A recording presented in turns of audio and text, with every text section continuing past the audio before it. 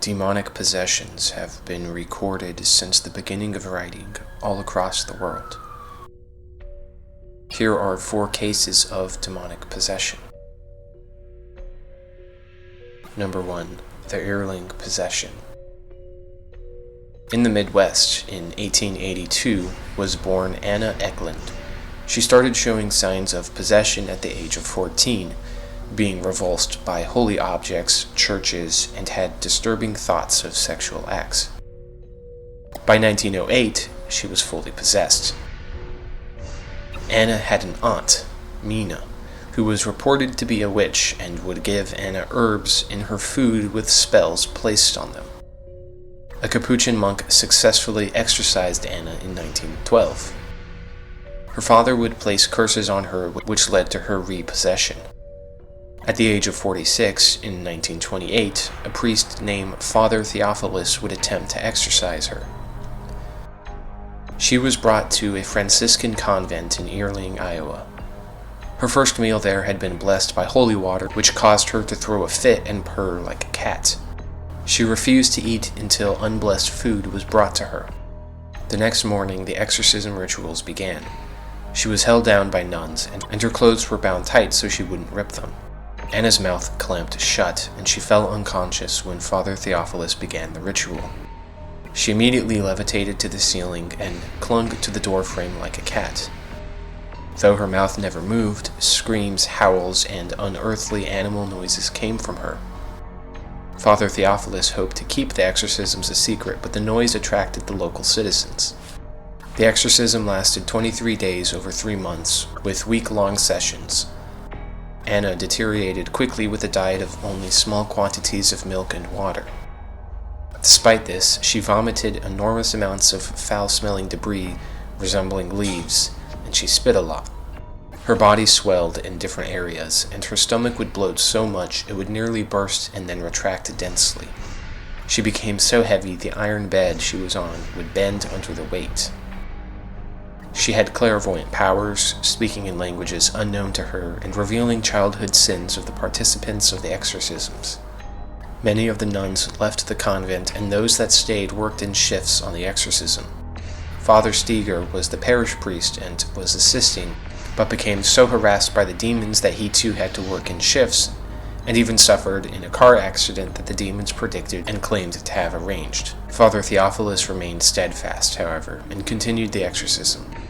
Anna's case was particularly bizarre as the sheer number of demons that possessed her. Described like a horde of mosquitoes of lesser demons and evil spirits. The main demons revealed themselves as Beelzebub, Judas, and the spirits of her father and his mistress, Anna's Aunt Mina. Beelzebub would engage in theological debates with Father Theophilus and tell him that her father and aunt cursed Anna, and that's when he possessed her. In trying to reach the spirits of Jacob, Father Theophilus talked to Judas, who admitted he was trying to get Anna to end her own life so she would go to hell. Finally, he was able to reach Jacob, who told the priest he had cursed her because she denied his incestuous advances. In hell, the spirit of Jacob was allowed to keep tormenting her and trying to molest her. It is unknown if he ever did engage in any acts with Anna, but it is probably fair to assume he abused her as a child and tried again when she was 14. Another high-pitched voice revealed itself as Mina, who was damned for living with Jacob and murdering 4 of her own children. Anna reportedly stayed virtuous and pious during the exorcisms, and the possession started to fade. Theophilus demanded the devils say their names as they departed when the time finally came that they could be expelled. She stood on the bed one morning, but was pulled down by the nuns and Father Steger. Father Theophilus demanded the devils leave her, and she shouted the names of the possessors, Beelzebub, Judas, Jacob, Mina, followed by hell, hell, hell, until it eventually all died down, and she opened her eyes as tears of joy streamed down. She gave thanks, and they were left with a terrible odor by the demons, described as unearthly and unbearable. Number 2. The Loudun Possessions. Probably the most famous case of mass possession occurred from 1630 to 1634. 27 Ursuline nuns in Loudun, France would be possessed or bewitched. The Ursuline convent was new. established in 1626 by 17 nuns who were mainly from noble families with not quite enough money to afford dowries large enough for the suitors. Their living quarters were a poor and gloomy house that was abandoned, as it was notoriously haunted. They slept on the floor and were bored, doing little else beside menial labor. After word spread that the Ursuline nuns were from noble birth, other families sent their daughters to the convent to get educated. In 1627, a new superior was appointed by the name of Jeanne d'Agnes, Joan of the Angels in English. She was described as ambitious and resentful, coming from an extravagant life as a baron's daughter. She was sent here because she had a hunchback which made her marriage options poor at best. To understand the Loudun possessions, we need to first talk about Grandier, parish priest of a town in Poitiers. Grandier was charming, handsome, and wealthy. Grandier was extremely popular and even openly slept with women. He was arrogant and made as many enemies as he did allies.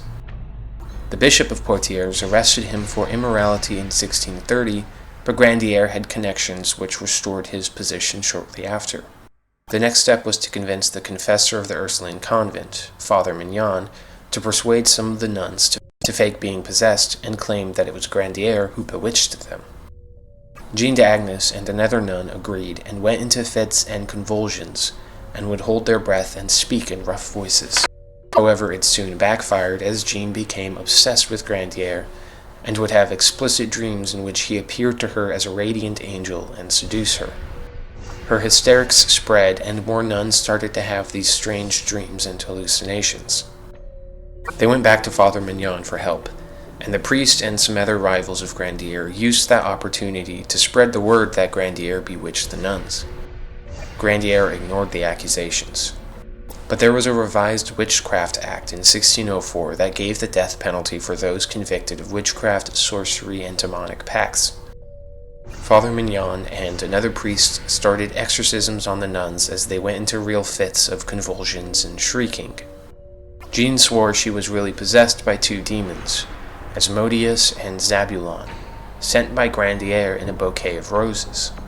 Grandier realized the danger he was in and wrote to the archbishop. The archbishop sent a doctor to examine the nuns and found no evidence of possession. This was in 1633, and he ordered the nuns to be confined. There was peace for a short time until the hysteria started up again. Grandier was arrested and tortured into having devil's marks.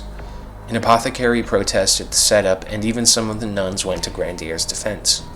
Some more people joined the drama as Grandier's enemies continued their efforts. Relatives of Jeanne and an assistant to Cardinal Richelieu, one of the most powerful men in France at the time, alleged evidence of Grandier writing satire of the cardinal and the unsuccessful exorcisms convinced the cardinal to appoint someone to arrest and convict Grandier as a witch. The cardinal also had a cousin in the Ursuline convent, so he was eager to prove his power and influence in the church. The exorcisms were continued in public. However, there was a lot of skepticism as the nuns were not speaking in ancient languages like Latin or Greek. There was no superhuman strength or levitation. In fact, the nuns had to be coached to respond in the way conventional to demonic possessions. The nuns would resort to gymnastics and revealing their legs to keep the public entertained. Many of the nuns said they did not think they were possessed, but admitted that the priests and Jeanne convinced them that they were in fact possessed. Some came out and said it was all lies from Father Mignon and Jeanne. Still, the trial of Grandier continued uncontested. There was also a greater culture war between the Catholics and the Huguenots, or the French Protestants, and often they would compete in possession cases to show off who had the greater spiritual authority. The nuns said that the Huguenots were disciples of Satan. So this whole case, which started as a rivalry of priests and bishops, was turning into a greater political drama.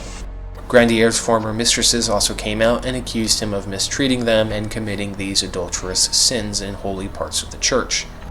Jeanne added another demon to her possessors, Iscaron, a devil of debauchery, and she went through a psychosomatic pregnancy. More people in the town were accused of consorting with the devil and adultery, and it seemed like the hysteria was used for people to get rid of their enemies. Finally, Father Grandier was ordered to exorcise the demons, since he was the apparent cause of the possessions. He tried testing their knowledge of Greek, but since they were coached, they responded by saying that the demonic pact didn't allow for them to speak Greek. A letter was presented. It was an alleged pact that outlined the agreement with the devils and written backwards in Latin and signed in blood by Grandier. As the trial escalated, many skeptics and defenders of Grandier came forward but were silenced and threatened with fines and physical punishment. In 1634, on August 18th, Grandier was sentenced to death after more brutal torture. Grandier maintained his innocence despite the torture, much to his enemies' anger, so they broke his legs. He was to be burned at the stake, but was promised to be strangled beforehand and given a chance to speak final words. The friars who carried him to the site submerged his head in water so he couldn't say any last words, and then they tied him to the stake so that he would be burned alive. On his death, one monk reported seeing a large fly buzz around Grandier's head, which symbolized Beelzebub appearing to carry his soul to hell. While struggling at his death, Grandier told one of the priests, Father Lactance, a zealous priest who was one of the main antagonists escalating the exorcisms, and he was the first to light the fires of Grandier's execution. Grandier told him he would see God in 30 days. Father Lactance died 1 month after Grandier said those words on the stake. In fact, it can be said the real possession occurred after the whole trial ended. Many of the priests, judges, and torturers involved in Grandier's case, and even some of the skeptics, would go insane or die shortly after. Father Mignon and the nuns, however, would continue the fake exorcisms for years after as a sort of tourist attraction. The nuns were vulgar, and one account claimed they used language that would have astonished the inmates of the lowest brothel in the country. Cardinal Richelieu's niece at the convent finally reported the possessions were a fraud, and the cardinal put an end to the shows in 1637, his original aim satisfied anyways. Aldous Huxley recounted the story in 1952 in The Devils of Loudun. Number 3. The Maid of Orlach Possession. In 1831, the farmhouse of a Lutheran peasant named Grombach in Orlach, Germany, would see a series of strange events centering around his daughter Magdalene. The first events affected cows randomly being tied to new spots with their tails braided, mysterious fires would break out, and Magdalene received a hit to the head. Children could be heard whimpering, but no perpetrator could be found for any of these events. One day, a woman materialized in front of Magdalene, which would become known as the White Spirit. She told the maid the fires had been caused by an evil spirit, but she protected their family from real harm. The White Spirit explained she was a nun who lived 400 years ago and was sent to a convent when she was 14, where she committed a sin she could not reveal. She gave Magdalene a warning to flee the house by March 5th the following year. She said if it is not pulled down before the 5th of March of the coming year, a misfortune will happen to you. Magdalene promised she would. The White Spirit appeared frequently and spoke in many religious languages and prayed psalms. It read Magdalene's thoughts and predicted future events. In May, the White Spirit said she would not be able to visit for a while, and that the Black Spirit would torment her. She gave a final warning to never answer to the Black Spirit. The Black Spirit took the form of frogs, black cats, a headless horse, and strange male voices that mocked her. Then it appeared as a monk that tempted her with questions and imitated the voices of neighbors to trick her. Magdalene managed to stay silent. The Black Spirit intensified his attempts, appearing as monstrous creatures to terrify her and threaten her with torture. On occasion, the apparitions would be so powerful she would faint and enter trance states with no memory of what happened during those episodes. The Black Spirit would leave when the White Spirit came. The White Spirit urged Magdalene to tear down the house, and the father agreed to do it in light of all the strange events and tormenting of his daughter. She would be possessed by the Black Spirit on occasion. Her voice changed to the monks, and she would utter demonic words and denounce the scriptures and the saints. Her eyes would roll up, and her head was tilted to the side. The possession was described as if a stronger man drove the owner from his house and looked out the window at ease, making himself at home. The episodes would last several hours, and her personality and behavior was so clearly changed during these moments. Her left foot would go cold during the possessions, and she remembered nothing from them. She was taken to doctors, but no medication helped, and finally the father brought her to Justinus Kerner, a physician and mesmerist, or animal magnetism. It was a proto-scientific belief holding that invisible forces flowed through all life, animals, humans, and vegetation alike. He began treating her with his methods of mesmerism by using magnets. However, there was no progress at first. Still, Kerner was confident the issue would resolve itself by the 5th of March as the White Spirit promised. Word spread and crowds gathered to watch her possessed bouts. On March 4th, a day before the deadline, the White Spirit confessed her sin. She had been seduced by the monk, the Black Spirit, and lived with him. She tried to escape and reveal his sins, but he murdered her. With her confession, the White Spirit was freed and said farewell to the Maid. That day Magdalene ate no food and was possessed again. The crowd would ask questions and she would answer accurately. Finally, the monk was able to pray again and said the words of Jesus, church, Bible, and heaven. He confessed his crimes, including the murders, and said he must appear to be judged again after he departed the Maid. At 11 in the morning, March 5th, the last walls of the cottage were torn down and the Black Spirit departed. Magdalene was restored to perfect health and had no troubles thereafter. The old bones of children were found in the debris, which is assumed to be the monk's victims. Number 4. Possession of Annaliese Michel. Annaliese was born in 1952 in Bavaria to a Catholic family. She was the second of 5 girls, the firstborn of which died of kidney ailments at the age of 8. Annaliese was always weak and sickly, but performed well enough at school. At 14, she had her first blackout in school. That night she experienced paralysis, uncontrollable urination, and suffocating sensations. It would be another year before she experienced these symptoms again. Her parents took her to a neurological doctor who suggested she may have epilepsy, but did not prescribe anything as the episodes were too infrequent. Her health rapidly declined and she contracted tonsillitis, pleurisy, pneumonia, and tuberculosis. She was also diagnosed with heart and circulatory issues. Annaliese was hospitalized and there she had another nighttime seizure. She was given an EEG which revealed abnormal brain activity, and they prescribed her with anticonvulsant medication. At this point she was living in the sanatorium and was growing depressed. She prayed a lot, but one night a demonic vision of a grimacing face loomed in front of her briefly. Annaliese was too scared to pray again for fear of the vision returning, and started to worry that she was possessed. At this time she would go back and forth from the hospital to school and home, being prescribed more medication. The medication was also making her apathetic and depressed, and she didn't mention to the doctors her increasing seizures and blackouts, nor a foul stench that no one else noticed. Her demonic visions increased. Her mother suspected that Annaliese was possessed after seeing her daughter staring at the statue of the Virgin Mary, eyes jet black and hands that looked like claws. Her father took her to a shrine, but the ground and holy water burned Annaliese's feet. Annaliese went through periods of feeling fine to deep depressions or sudden seizures and visions. Between doctors, she visited priests and met with Father Roth and Father Alt.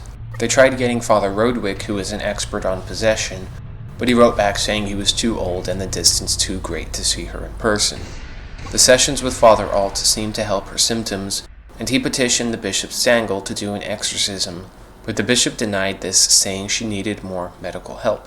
In 1975, Annaliese's grandmother passed away, and her sisters moved out from the house, which made her distraught and her symptoms worsened. She could barely walk and stopped going to church and developed an aversion to holy objects and was prone to bouts of rage. Father Alt tried more prayers, but these did nothing to stop her hysteria. Father Roth and Father Alt wrote again to the bishop for the exorcism, and this time he allowed it. The first exorcism convinced the priests they were dealing with a real case of possession. She would go catatonic, explode with superhuman strength, screaming, ripping objects and clothes. She always complained of burning up inside and would stick her head in icy water. She ate flies, spiders, and coal and would drink urine. Clouds of flies would be seen around the house and disappear just as suddenly. Shadows of animals were also constantly seen. These accounts convinced Father Rodwick to see Annaliese in person. In his first session, he asked the demon to reveal itself, and it said its name was Judas. The bishop also gave permission to do the Ritual Romanum, the official service manual for various sacraments, including exorcisms. They selected Father Renz to do the ritual, which would be his first exorcism, though he was knowledgeable on the subject. The first rite took place on September 24th of 1975, with her family, some friends, her boyfriend, and some priests all present. She was held down, but overall her behavior was a lot less extreme. The second exorcism took place the 28th. This and all other sessions from here on out were recorded. The demon Judas claimed she was cursed by a jealous neighbor before Annaliese was even born, and that the neighbor had already died, so they could not verify this. Other demons were also possessing Annaliese. Lucifer was named, as well as Nero, Cain, Hitler, and a priest named Fleischmann. Most of the demons did not say much except for Judas and Lucifer. Father Alt looked up the priest Fleischmann in the records and found that he lived in the 16th century. He was a womanizer, a drunk, and had murdered someone. The demon gave details of Fleischmann's life that were in the records, but should have been unknown to Annaliese. The possession seemed to increase when her medication was renewed, and she even suffered the stigmata, or the wound of Christ. Jesus told Annaliese that she would be cured, marry, and become a saint. On October 31st in 1975, the exorcisms were successful in expelling the 6 demons. Each demon left with a lot of vomiting and protests. But when they thought everything was over, another demon announced itself and said it was secretly present all along. On November 9th, Renz got the demon to admit it was Judas who had returned to repossess her, despite their attempts to seal the demons out from her. Judas said he returned with the permission of the Virgin Mary and would only be there until Mary returned. After Christmas that year, the demon was less vocal and even suggested it may be Lucifer. Still, her symptoms were not better, and through March to May of 1976, Renz attempted more exorcisms, with Annaliese becoming more catatonic and bedridden. Annaliese told her boyfriend that in July the suffering would end. On May 9th, her parents took her back home, and she kept experiencing pain, a lack of appetite, and would smash her head into objects, even breaking a window on one occasion, and chipping her teeth when she bit a wall. The demons refused to talk to the priests, and she complained she was choking and could barely eat. Father Alt got Annaliese to visit a physician friend, Dr. Richard Roth, and he watched the exorcism tapes as well. She was emaciated and her face was swollen and bruised. He gave no medical treatment, however. June came, and still her condition worsened, and the exorcisms were ineffective with the demons unresponsive. Annaliese was asked if she wanted a doctor, but she declined, saying there was nothing they could do at this point. On June 30th, Annaliese asked Father Renz for absolution, which he gave her. That night she went to bed telling her mother she was afraid. She died in her sleep on July 1st of 1976. Her doctor was summoned to write the certification of her death and declared the cause of death to be of unnatural causes. Autopsy revealed she died of starvation, but she had no sores typical of starvation. Her brain showed no signs of damage characteristic of epileptic seizures. Her pupils were found to be heavily dilated, which was a typical sign of people in religious trances. Controversy around the case immediately followed. Renz did interviews and showed the tapes until his superiors told him to stop. People believed Annaliese sacrificed herself, and pilgrimages were made to her gravesite. The state attorney launched a criminal investigation and spent a year gathering evidence. Negligent homicide indictments were issued against Annaliese's parents, Father Alt, and Father Renz. Those same charges were dropped from Rodwick and Stangl. People started to claim Annaliese was communicating with them from beyond the grave. One nun claimed Annaliese wanted her body exhumed in February of 1978, a month before the trial of Renz would take place. The nun also said that Annaliese's body would not be corrupted or putrefied, which would prove demons, hell, God, and just the religious spirituality in general. She believed Annaliese would be resurrected, and she died as penance to Germany. They were able to exhume her body with the excuse they wanted to put her in a better coffin. However, the mortuary denied anyone entry, and the mayor informed the parents that her body was badly decomposed and advised against seeing her. This of course led to a media frenzy, and people claimed the authorities were hiding the truth. The court case was conflicting, and medical experts said she should have been immobilized and force-fed and given electroshock therapy. There was no consensus if she really suffered from epilepsy, but it was clear she was incapable of helping herself. So Alt, Renz, and her parents were found guilty, and that the exorcisms only agitated her condition. They were sentenced to 6 months in prison and had to pay other fines and suspensions. Overall, debate continued on for many years after, with critics arguing to ban exorcisms or at least require significant changes. One anthropologist suggested that anticonvulsant medication had serious side effects, and this interfered with her ability to control herself, and the exorcisms also interfered with this, all contributing to her death. A movie in 2005 was made of these events called The Exorcism of Emily Rose, and another film made in German was released in 2006 called Requiem. Now I want to offer some of my opinions and speculation in light of the research on this channel. I've talked in the past about how supernatural and paranormal events are most likely caused by microorganisms. It's true that one could likely diagnose the sufferers of these possessions with various medical illnesses, but it's also a more complex issue considering those medical diagnoses are often vague attributes of a wide range of symptoms. Take schizophrenia or psychosis, for example.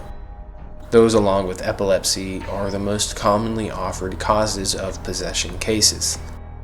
But diseases are still being studied, and the nature of psychological conditions are debated and treated differently. People criticize exorcisms, but as early as the late 60s, lobotomies were being performed regularly to treat even mild psychotic or mood conditions. Still, electrotherapy is performed today in mental hospitals, and asylums are often abusive and neglectful. So simply writing these cases off as severe mental disorder does nothing to provide any actual solution or explanation. Modern solutions seem just as effective as exorcisms. The point I am making is that the causes of these disorders or possessions may in fact be intelligent via microorganisms. Considering recent studies are linking mental issues to the microbiome, this supports the probability of microorganisms at the root of these possessions and other mental issues. Clairvoyance, future prediction, speaking in other languages unknown to the person, while controversial, exist in many cases outside of possession. But let's take the third case of possession with the dairy maid. She was given instructions by the spirit to tear down the haunted house, something that proved to house a murderer and the remains of children. Likely there was some aggressive mold in the house. The thing to consider with microbes is their invisibility from sight and their dispersion. Many forms of mold contain neurological toxins that can account for many of the aberrations that even multiple people can experience, as they would be breathing in the same spores. Similarly, animals that behave oddly, appearing at the height of these episodes, can likewise be under the influence of the microbes. It could lead them to violence just as much as it could cause a fire or cause someone to black out and not realize they performed some action. Pica also seems very common with possession, which is just going to add to the issues, such as in the first case when the girl was throwing up leaves, or the fourth case when Annaliese was eating bugs and coal. As always, I want to emphasize the possibility of intelligent microbes. It's not to simply say they are just happenstantial circumstances, but intentional, even personality-driven situations caused by these microbes. While it seems unfair for many of these victims who were innocent and did nothing other than be born to these homes, the homes or families could be carrying decades or even centuries of these molds, born from murderous crimes and just festering indefinitely. Like the case of the dairy maid, the monk had committed a crime and buried his victims there, including the nun that would warn and protect her. Suppose that microbes carry knowledge with them. When they infected the maid, she was both given knowledge of the situation and how to deal with it, and other clairvoyant abilities, and tormented by the monk's mold, which hijacked or possessed her personality and gave her the ability to speak in other languages which the monk probably knew in his life. The usual explanation is that religious people tend to be the only ones who get into these cases of possession and fervor, but an alternate explanation could be the homes of these people breed, unconsciously, that spiritual sense. Perhaps a defense mechanism where something is critically wrong, but with no way of knowing the source, they turn to religious structure and prayers and rituals. Now, I'm not suggesting that all religious people are filled with bad microbes, but a lot of these possession cases, and many paranormal cases outside of religious context, occur in old or filthy homes with a sordid past or with abusive families. And it is not as if psychosis and other mental conditions only affect religious people. However, it is more than likely that they would project religious themes in their visions and experiences, which is why possession appears to be a strictly religious issue.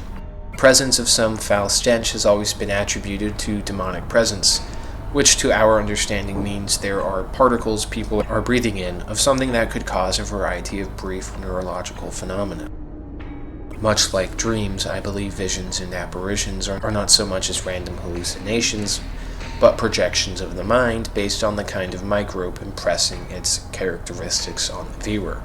For example, in the fourth case, Annaliese had constant visions of demonic entities. She clearly had severe health conditions. I am arguing that it is not random visions, but projections of her very microbiome in critical condition, or hallucinations caused by the pathogens in and around her. For the second case of possession, a different kind of hysteria was sweeping France. It was not the only case of faked possessions being performed to gain a political or religious advantage. We could even say that in the background, the circumstances allowed for such behavior to exist. People feared sorcery and witchcraft, partly because they didn't understand it, and partly because it undermined the authority of the church. Natural remedies and plant medicine were largely suppressed, and the cycles of violence only added to the corruption of the ecosystem. Consider that microbes are influenced by behavior and intentions, as the Rice experiment shows. The first case, we clearly see abuse from the parents of the possessed girl throughout her entire life. The aunt had a habit of murdering her kids, and the dad was making advances on the girl. Calling microbes entities is not a wrong way to approach an intelligent and invisible force. Kerner, the mesmerist who helped with the Dairy Maid, had the most successful approach of the cases discussed today. While not completely believing or denying the spiritual or religious aspect of the possession, he did acknowledge an invisible magnetic force. It seemed to be a precursor to electromagnetism or bioelectricity. He trusted the white spirit and the experiences of the Dairy Maid, and followed the instructions to remove the house, resolving the possession and restoring the maid's health.